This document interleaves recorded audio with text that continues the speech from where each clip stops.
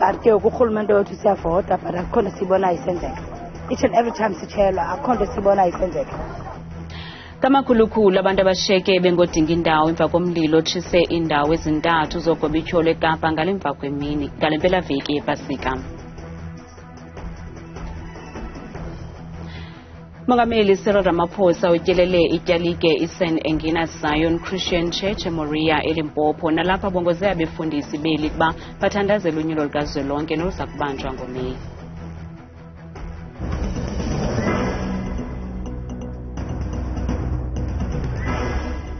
Sinamkele kwiindaba zethu ngokuhlwanje andambi ndodwa andamba nophumza sikhumba noyitoliki yolwimi lwezandla Botani Mzontsindo.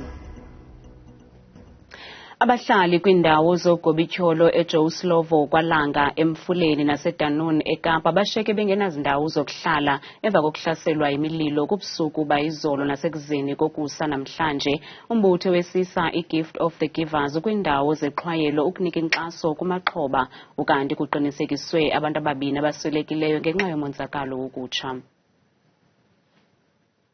Babalelwa phantse kwiwaka abantu abashiyeke bengodinga indawo kwimililo yamatyotyombe eyahlukeneyo eKapa.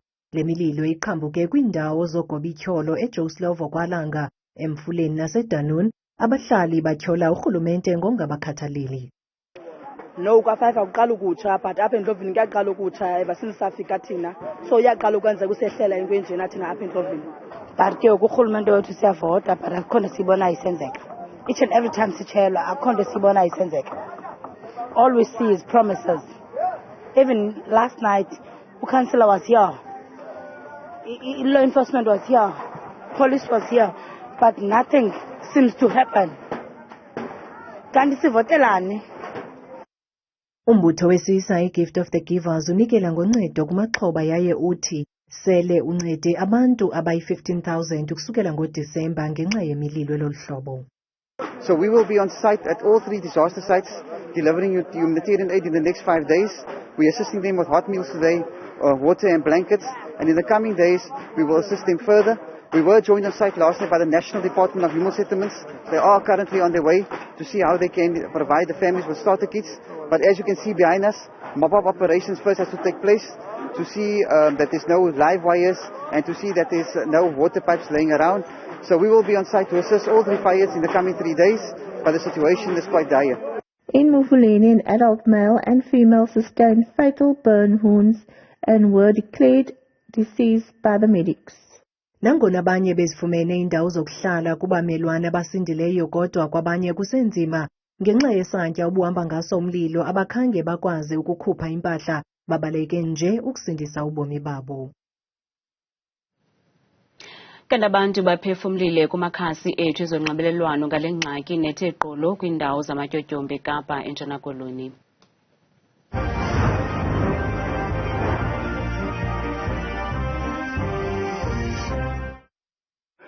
Lisakabuhlungu into yotshelwa kwabantu sihoki. Ingase abantu bangayeka uzixinanisa xa besokha ezihoki.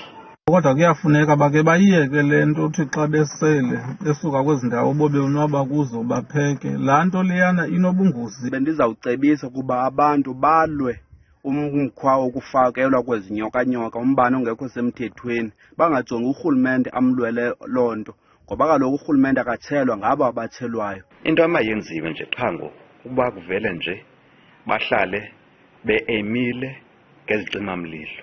Zihlale zikhona ngamaxesha onke. Kwaze kwakubi ukutsha kwamatyotyombe. Sicela uRhulumente akhawulelane nale mikhwa yokutsha kwamatyotyombe athe izindlu.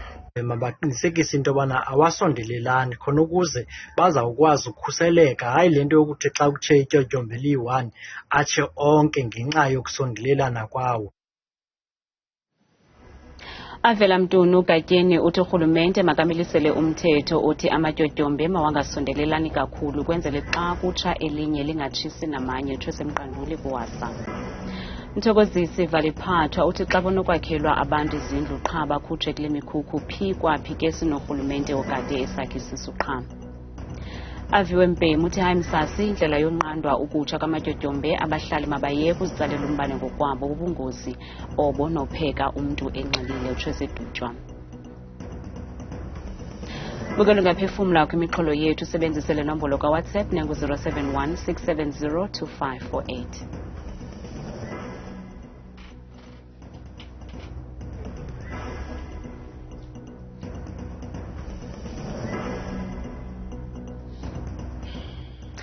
Umongameli we-ANC umnumzana Cyril Ramaphosa utyelele ibandla eSan Engina Zion Christian Church ZCC ngamafutshane eMoria eLimpopo nalapho eyokuzimasa inkonzo yanamhlanje yepasika ethetha nabendaba bucala lukaRamaphosa uthi iqela le-ANC liza kufumana ivoti ezaneleyo khona ukuze liphinde lixhuzule imikhala kweli emva konyulo luzayo lukazwelonke.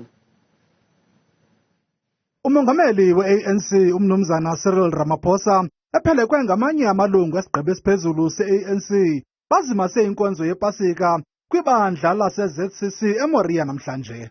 Ngamawakawaka abantu abaphuma mbombo zone kwilizwekazi leAfrika abathi bangungelane eMoria ngeli xesha lepasika. It's always a pleasure to come to ZCC, to come and join in prayer with the Zionists here at Lekhanyane. For me, it's a humbling moment, a moment of great reflection, particularly when you hear the sermon that is delivered by the bishop. The bishop delivered a very incredible and seminal sermon about practical things, about how to take the country forward, how to make sure that our country can move ahead. Ethetha namajelo eendaba bucala umongameli ubambe ngazibini kuzo zonke inkonzo nabefundisi ngegalelo labo watsho ebabongoza kananjalo ukuba bathandazele unyulo likazwelonke oluza kubanjwa kweli ngoMeyi. Lo kaRamaphosa uthi iqela le-ANC liza kuphumelela emagqabini kunyulo likazwelonke kwaye liza kungena lingqawuza kwakho kwitrone yolawule. We are not in this election to have coalitions. We're here for outright victory. So I don't even begin to think about coalitions. Coalitions are thought about by those who don't believe that they're going to be victorious. We are going to be victorious, so we're not thinking about coalitions. Umongameli ubongoze nabaqhubi ukuba baqhube ngononophelo ezindleleni ngeli xesha lixakeke kangaka lepasika. Sele ifanisiwe eminye imizimba yabantu abasweleke kwingozi yebhasi ehle kwibhlorho iMamatlakala eLimpopo amalungu angama-56 enkonzo eSan Engina Zion Christian Church asweleka ngethuba esendleleni esingise epasikeni eMoria evela kwilizwe laseBotswana.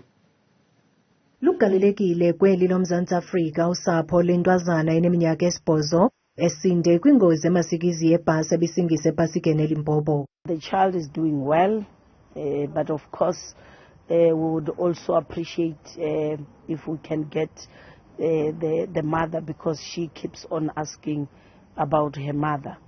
We have been able to get the mother and the mother together with the uncle. They are here and they are giving them support. Ngokwengxelo yesebe lezempilo kweli phondo kubantu abangama-45 abaphulukene nobomi babo ngemini yesiganeko Kusafaniswe kwaqinisekiswa abathandathu kuphela. If I'm not mistaken, now it's 41 body bags carrying the remains. We have been as early as Friday with the assistance of the family and the pastors from the church, positively identified 6 of those. Now, the process means we're still waiting for the families of, remember we said there were those that are identifiable to come and go through the process of positive identification. Ukanti isebe lezophuhliso loluntu lithi liza kunikezela ngeenkonzo zoluleko kwiintsapho zabafi. We immediately put a team together of social workers, highly experienced, obviously because of the gravity of the accident. What we then did is that we based them here at Evelyn Lekhanyane Clinic, which is very close to the 2 churches, but importantly now to St. Engena's. The plan has always been that the family members, we knew that they will need debriefing, we knew that they will need counseling, and we based them here. Ngelixa usaqhuba umsebenzi wokukhangelwa kwentsalela yaye indawo yexhwayelo iphantsi kophando lwamapolisa njengoko kuphandwa ityala lokubulala ngokungenanjongo. Umdanisi ophuma izandla uHlombe languza uxhobisa ulutsha ngokuliqeqesha kumdaniso we-acrobatics eGauteng. Kungekudala elidyendyana liza kuthabatha inxaxheba kukhuphiswano lomdaniso eMelika liyokubonisa ngesakhono salo. Sivuke ngonyezi sisabela ikhwelo. uHlombe languza unesakhono apha esikhethekileyo kwaye wasiphawula eselula.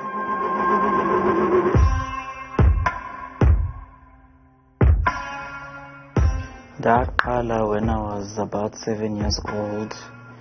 The school had dance classes happening in the hall, and bendlala nechomi zam around the hall, and ndabona, oh, there's classes happening, and then ndamxelela umama, oh mama, can I please join? And then wathi, oh, okay.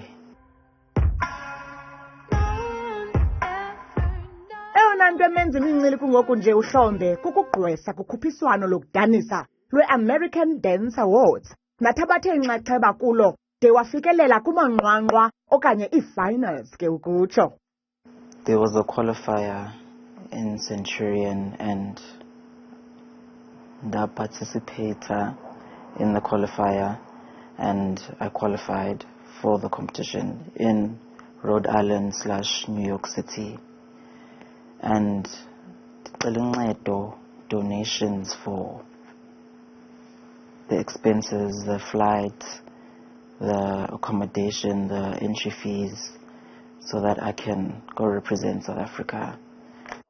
uHlombe ke uzalwa kwikhaya elifudumeleyo kwaye abazali bakhe nanjengoko ke kulindelekile bahamba naye kolu hambo lokufezekisa eliphupha lokudanisa. From ukubona uHlombe ayithande ngalo lento samxhasa waba yimember ye-Sheila Flight studio wakhula ke khona, and then ethubeni waphinda wajoyina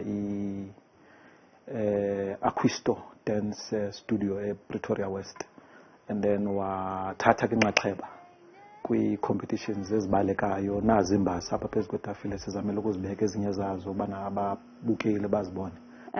uHlombe uqala kwakhe ukufuna ukwenza i-dance besingayiqondi uba yintoni kanye lathetha ngayo, especially uba ibizi acrobatics, and besingayazi uba yintoni acrobatics, but eventually we gave in, waregister ke waqalisa umdaniso wakhe. Silinde ngabomvu ke singumZantsi Afrika ukubona uHlombe eyibhabhisela phezulu iflag yomZantsi Afrika kwelaseMelika. Mbukele ekhaya masethi itshatsheli kwimidaniso zithatha indima yazo njengesiqhelo, kodwa ke mna kwi-channel 163 oyiphathelwa yiNewsroom Africa igama lam nguThabile Makapela ndilapha ePretoria. Umsitho lonwabo nobanjwa minyaka le ngeli xesha lepasika iRandshow ifincekhulu na28 eminyaka yasekwayo. Iinjongo zayo kukonwabisa intsapho ngeli xesha lepasika kwimidlalo eyahlukeneyo ngelixa inika ithuba kumashishini asakhasayo ukuba abonise ngezinto azithengisayo. Iintsapho nabahlobo zibuthelene eJohannesburg Expo Centre ukuya konwaba kwinkqubo yeRandshow. Intloko elawulayo yeRandshow Adele Hapdegen uthi minyaka le basebenza nzima belungiselela iindwendwe zabo. Every year we try and add something new to the show. Because we've been around for so long, we really spend a lot of time at looking at what visitors want. You know, we review what comes through every year, and then we actually study some consumer trends, and we try and offer people everything that's trendy right now, everything that they would like to see. So this year we've got some exciting new stuff that's for the whole family. Umbutho okhuselo kweli nawo uyinxalenye yale nkqubo ukuza kufundisa uluntu ngendlela osebenza ngayo uphinde ubanike nethuba lokuzibonela izixhobo ezisetyenziswayo ngulo mbutho. We saw it fit that we come to the Randshow. Coming to the Randshow is part of what we call the Know Your Defence Force campaign, where we interact with South Africans. As you can see, there's a lot of visitors that are here that are enjoying our presence here. For us, it's very important that we afford the South Africans a touch and feel moment with their military equipment. Inene luncuthumazangwa lolonwabo kaloku kukwakho nomdlalo wokujikeleziswa kwemoto ngelixa inabantu ngaphakathi kuyo amakhumsha athi yi-drifting yaye ngumdlalo lo owonwatyelwa nangubani awunabungozi. With us you get a little bit of smoke and a little bit of some sideways action, but it's all really for people to experience what drifting is all about. So you can hear the helicopters above us, the drifting behind. You can't get better entertainment than here at the Randshow. Kambe le nkqubo isaqhuba nangomso. Masiphosa amehlo kwimozulu siyiphathelwa ngithabile Makhaphela.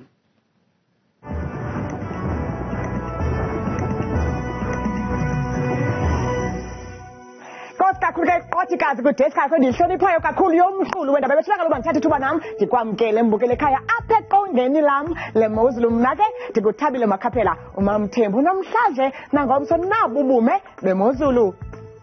Masivule ke zothu ekhaya kujonga lokhu ukutshisa kwelanga eMzantsi Afrika ukubhula kwemimoya nemvula esihle kakhulu zibiko kakhulu futhi kumbindi apha eMzantsi Afrika njengaphaka lokho ephondweni elikhulu lapha ko-Free State phaya eVelcom futhi bayavuka phaya ekuseni ngaye kaloku la 15 degrees beluvalo lasuku ngamafu nendudumo ko-27 degrees kuyabanda lapha ko-Pretoria phaya ekuseni futhi ngomso ko-17 degrees belusoka kamnandi lasuku qabaqaba njengamafu ka-28 degrees amaqondo wakho ke bukele aphansi naphezulu siyavula kaloku phaya eMpuma Koloni njengapha korhafu kwasekuseni futhi ku-17 degrees bavala usuku futhi ngezo mvula zikhatshwa zindudumo kakhulu phaya ku-29.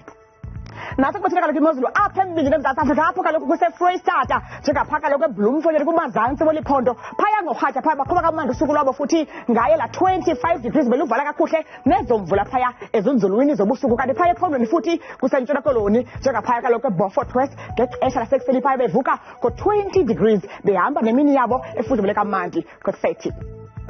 Bukele wami ekhaya nansi kaloku imozulu futhi uqaqolo lephondo lwethi ke Northern Cape njengapha kwindawo eziphakamileyo kweliphondo eKuruman ngexesha lasekuseni phaya futhi ngaye kaloku la 16 degrees beqoshelisa usuku lwabo ngezo mvula kwakhona futhi zika-28. Zebejeje phaya ephondweni futhi kupha kaloku eNorth West amantla phaya eTosca futhi ngabashumi nje khashwa sisibhozo kanti phaya xa bevuke ekuseni futhi bavuswa nguye kaloku la 70 degrees uthanda ukubanda kakhulu phaya naphaya ke ngemva korhatya futhi ngomso kubuye nje kuphole kamandi. Silapha kaloku thina futhi ephondweni laseGauteng amantla weliphondo Pretoria 17 degrees phaya ekuseni behamba nosuku futhi mbukele ekhaya belusonga amafu njengephi ka-28 degrees. Ukanti ke bukele ekhaya nansi kaloku imozulu uthe ephondweni lethu ndithanda ukuphakama kakhulu ke apha eMzantsi Afrika indawo ezifana phaka kaloku oothaba zimbi ngexesha lasekuseni futhi akhona amafu ebikwe kakhulu phaya ke mbukeli lijelo lezemozulu phaya 16 degrees kanti baluvala usuku futhi ngo-24. Kanti zebenje bona phaya ephondweni kuphaya kaloku empumalanga indawo ezifana phaya eMbombela futhi bevuka ekuseni kube bubanda ngaye futhi ke la 12 degrees kanti bevala usuku lwabo futhi ngama-23 nesithathu kasivala sisonga imozulu bukele phaa pholo lokuqabela KwaZulu-Natal eNewcastle ekuseni ko-14 degrees kanti bayalusoku futhi sukubukele ngezo ntshizane nemvula zika-31 degrees kanti ke yaphela ke imozulu apha kubo mna ndikuqonda ningoza ndikuthera kangaka xesha limyole.